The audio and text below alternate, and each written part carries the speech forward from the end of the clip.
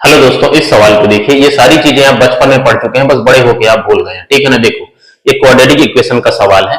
ये देखो, सारे रिजल्ट मैंने साइड में लिख रखे हैं। ठीक है ना। यहाँ पे आपको इसकी वैल्यू आपको बतानी है। ठीक है ना। देखो, सबसे पहले आप क्या करो, ये जो क्वाड्रेटिक इक्वेशन आपको दी हुई है, ठीक है ना, इसमें से आप एबीसी की वैल्यू निकालो। ठीक है ना। इससे आप कंपेयर करो तो देखो, ए की वैल्यू आपके पास 2 आएगी, बी की वैल्यू आपके पास -7 आएगी और सी की वैल्यू आपके पास 12 आएगी। ठीक है ना। यहां से आप अल्फा प्लस बीटा, ठीक है ना, और अल्फा बीटा की वैल्यू आप निकालो। ठीक है ना। अल्फा प्लस बीटा क्या होता है, माइनस बी बाई ए। ये ऑलरेडी माइनस है तो प्लस हो जाएगा, मतलब 7/2। और अल्फा बीटा क्या होता है, सी बाई ए, मतलब 12/2। तो ये कितना हो गया, 6। ठीक है ना।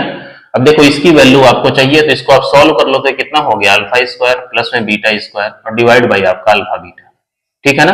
अब अल्फा बीटा की वैल्यू आपकी 6 है, मतलब एक सम संख्या है, इवन नंबर। ठीक है ना। तो नीचे जो आंसर में आएगा आपका वो सम संख्या होनी चाहिए, इवन नंबर। ठीक है ना। अब यहाँ पे देखो, 7 जो है आपका, ये ऑड नंबर है, तो ये दोनों आपके आंसर होंगे नहीं। इन दोनों में से आपका कोई आंसर होगा। ठीक है ना। इसको आप थोड़ा सॉल्व कर लो तो देखो क्या है। अल्फा स्क्वायर बीटा स्क्वायर को आप लिख सकते हो अल्फा प्लस बीटा का होल स्क्वायर माइनस में 2 अल्फा बीटा और डिवाइड बाई आपका अल्फा बीटा।